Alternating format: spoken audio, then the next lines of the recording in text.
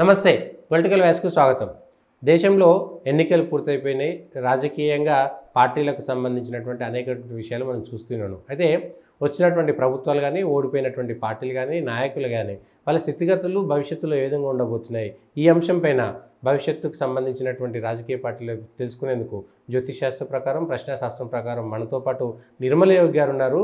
కొంతమంది నాయకులు కొన్ని పార్టీల యొక్క భవిష్యత్తు ఏంటో తెలుసుకునేటువంటి ప్రయత్నం చేద్దాం. నిర్మల యోగి గారు నమస్తే అండి. ఇప్పుడు మనం ఎన్నికలు అయిపోయినాయి, ఏ పార్టీ గెలిచిందో ఓడిపోయిందో అన్నీ చూసినాం.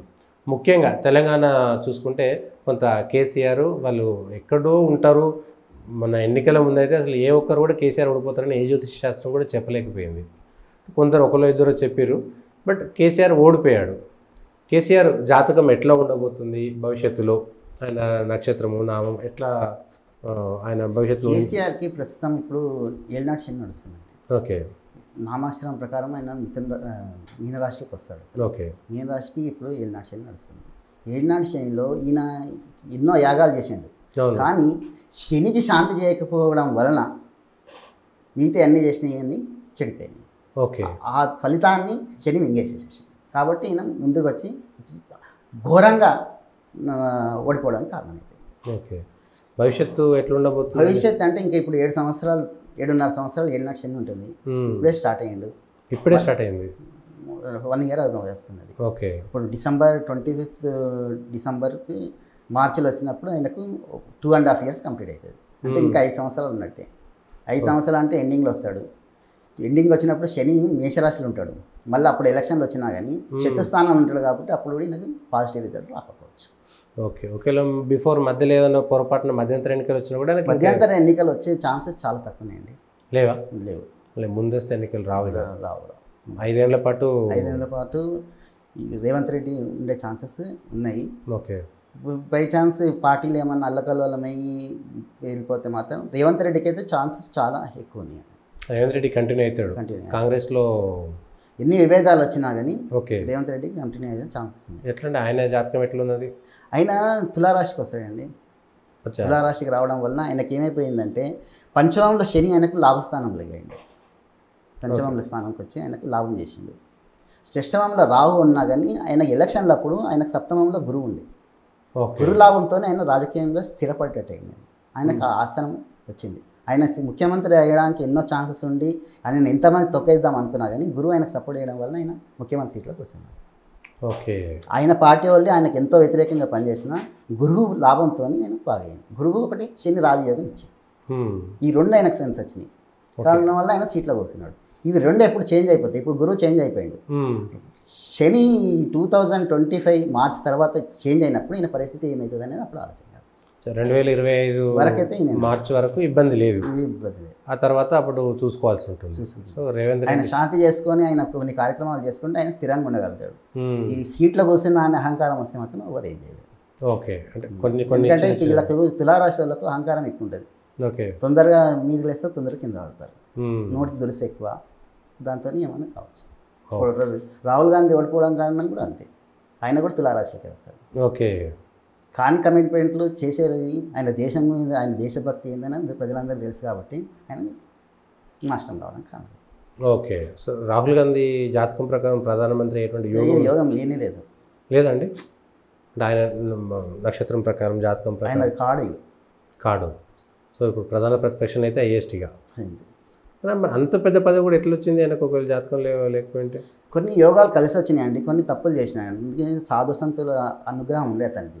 ఓకే అయితే ఈ అనుకోవద్దు, కానీ వీళ్ళు మత మార్పిడి వలన వీళ్ళు ఏం చేసిందంటే వీటిని నెగ్లెక్ట్ చేశారు.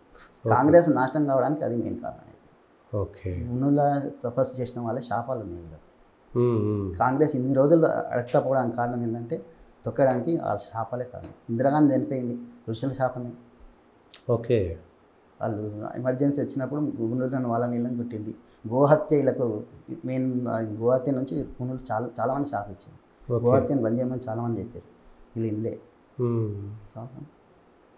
ఓకే ఇప్పుడు మళ్ళీ కేసీఆర్కి ఎట్లా చెప్పినాం కాబట్టి కేసీఆర్ ఇబ్బంది పడ్డది కవితతోటే.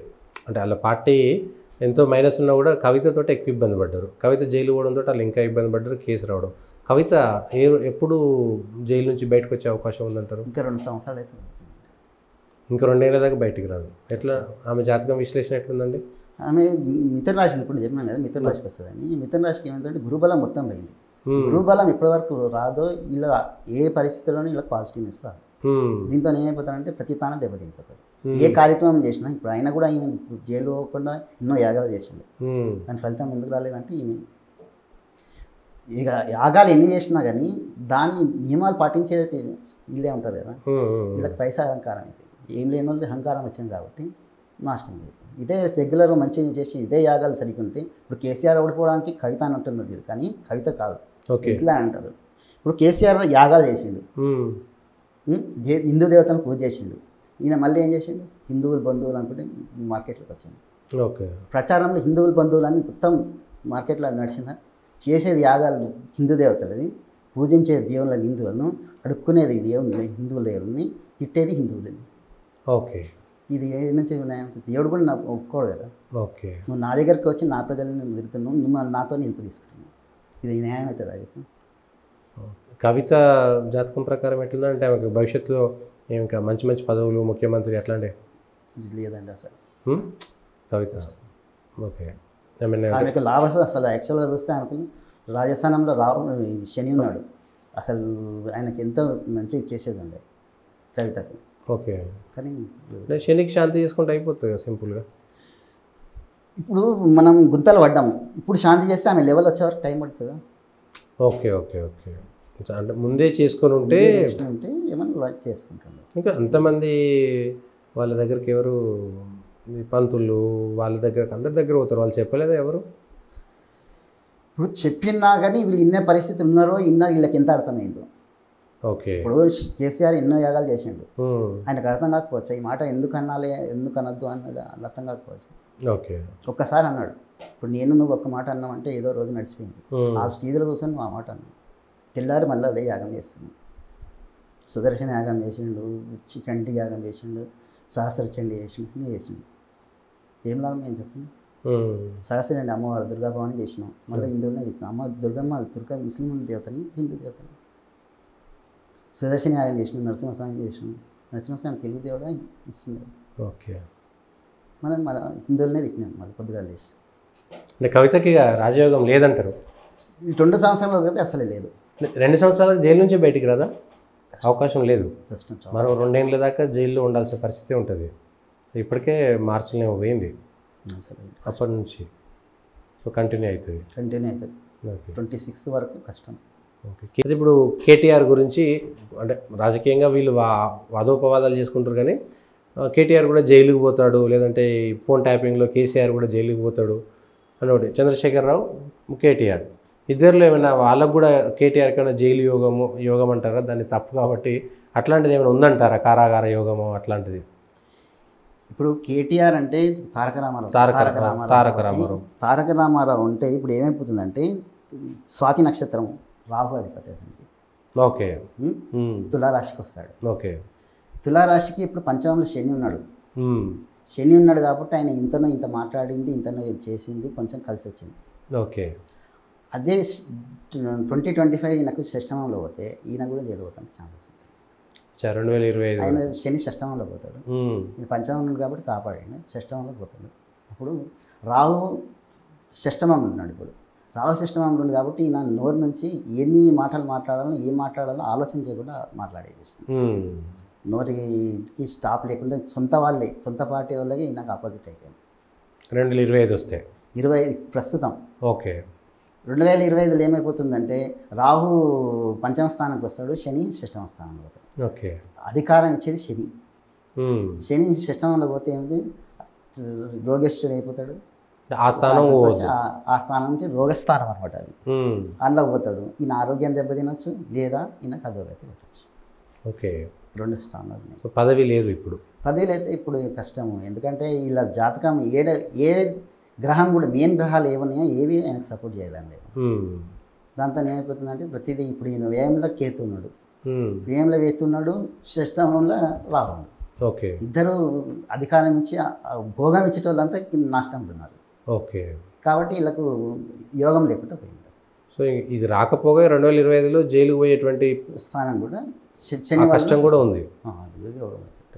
ఓకే. సో జాగ్రత్తగా ఉండాల్సిందే జాగ్రత్తగా ఉండాలి, శాంతి కంపల్సరీ చేయించుకోవాలి. శనికి శాంతి చేయించుకోవాలి, రాహు శాంతి. రాహుకు వీళ్ళు దుర్గా భవానిది చండీయాగం వీళ్ళు చేస్తున్నారు, కానీ చేస్తున్న యాగంలల్లో సంకల్పం అనేది మెయిన్ ఇంపార్టెంట్. వీళ్ళు సంకల్పం ఏం చెప్తారు, ఎవరి దేశం నేను మీరు చేయండి అని చెప్పేసి బాబులకు చెప్పేసి వీళ్ళు బయట ఆరాంగా తిరుగుతున్నారు. అంతేగాని నువ్వు యాగంలో కూర్చొని యాగం నుంచి ఫలితం పొందాలని మీకు ఏం లేదు. ఏంటంటే అందరు చూడాలన్నట్టు యాగం చేస్తారు, కానీ మీరు కంప్లీట్ కూర్చొని నేను యజమాని లెక్క కూర్చొని అయితే వీళ్ళు యాగం చేయడం లేదు. ఓకే. యజమాని లెక్క కూర్చొని సంకల్పం చెప్పుకొని వీళ్ళు శాంతి చేయించుకుంటే అప్పటిదాకా వీళ్ళు బయట వచ్చాను సంస్థ శాంతి చేసుకుంటే కొంత మేలు జరగవచ్చు. 100% మేలు అవుతుంది.